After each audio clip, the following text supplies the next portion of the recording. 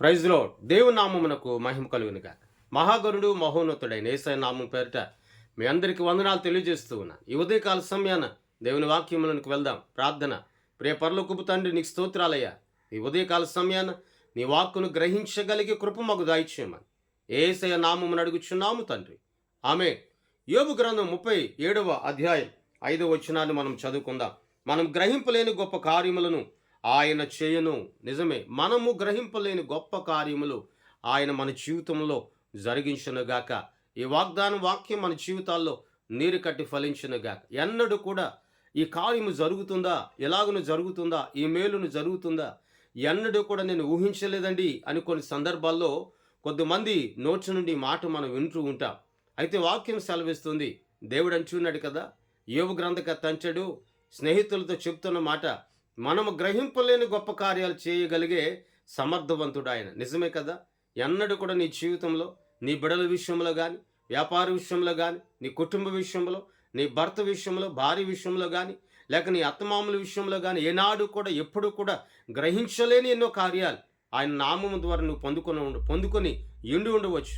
నువ్వు కూడా దేవుని యొక్క మహాశక్తి యందు, దేవుని కృపయందు నువ్వు నమ్మకించి నువ్వు నడిపించబడితే గ్రహింపలేని గొప్ప కార్యాలు దేవుని కృప ద్వారా నువ్వు పొందుకొనగలుగుతావు. ప్రియ దేవుని బిడ్డ, ఈ ఉదయకాల సమయం ముందు ఒక్కసారి నువ్వు ఆలోచించు. ఒక్కమారు నువ్వు ఆలోచించు. కొన్నిసార్లు కొన్ని పరిస్థితుల్లో నా జీవితంలో ఏ కార్యం జరగలేదే, ఏ మేలు జరగలేదే, ఏ విధమైనటువంటి ఆశీర్వాదం నేను చూడలేదే. ఎందుకు నువ్వు చూడలేదు, ఎందుకు నువ్వు పొందుకొనలేదు అంటే దేవుని మహిమను విడిచిపెట్టావు, పరలోకపు మహిమను విడిచిపెట్టావు, పరలోకపు సన్నిధిని విడిచిపెట్టావు, లోకానుసారంగా తిరుగుతూ ఉన్నావు, లోక సంబంధమైనటువంటి వాటిలో నువ్వు మునిగిపోయి ఉన్నావు. నా దేవుడు సెలవిస్తూ ఉన్నాడు, ఎల్లప్పుడూ కూడా ఆయన నీకు తోడై ఉన్నాడు, ఎల్లప్పుడూ కూడా నిన్ను నడిపిస్తూ ఉన్నాడు, ఎల్లప్పుడూ కూడా నిన్ను బలపరుస్తూ ఉన్నాడు, ఎల్లప్పుడూ కూడా నిన్ను భద్రపరుస్తూ ఉన్నాడు. నువ్వు ఎప్పుడు శక్తిహీనత కలిగి ఉన్నావో, ఎప్పుడు బలహీనత కలిగి ఉన్నావో, ఆ పరిస్థితుల్లో కూడా నా దేవుడు నిన్ను పైకి లేవదీసి నూతనమైన శక్తిని దేవుడు నీకు దయచేశాడు. ప్రియ దేవుని బిడ్డ, ఈ రోజున ఈ ఉదయకాల సమయం అందు దేవుని యొక్క వాక్యము ద్వారా నువ్వు నడిపించబడు.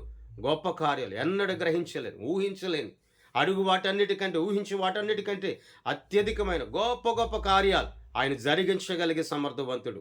3.5 సంవత్సరాల కరువు కాలంలో కూడా సారెపతి విధవరాలు ఏనాడు తలంచలేదు గొప్ప కార్యం జరుగుతుందని. అక్కడ అంచాడు కదా, తొట్టిలో ఆ పిండి అనేది తక్కువ కాకుండా, బుడ్డిలో నూనె అనేది తక్కువ కాకుండా దేవుడు ఆశీర్వదించాడు. ఆ ఆశీర్వాదం దేవుడు నీకు ఇవ్వబోతున్నాడు.